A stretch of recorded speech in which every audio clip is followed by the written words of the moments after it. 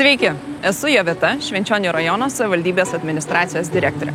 Šiandien papasakosiu apie ES finansuojamą projektą, kuris padėjo atnaujinti seniai pamirštas Pabradės viešasias erdves.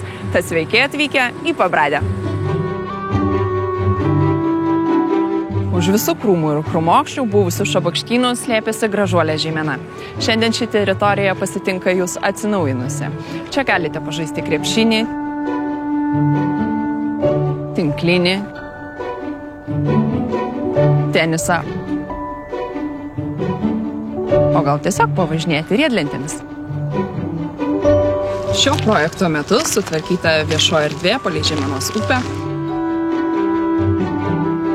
įrengti nauji pėsčiųjų takai, vaikų žaidimo aikštelės,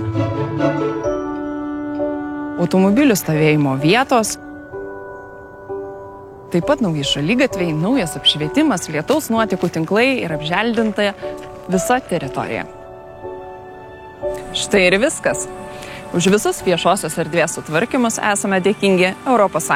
Neblogai, ką? Tad nesidrovėkit, atvažiuokit, aplankykit Pabradę ir pamatysit, kaip čia smagu gyventi.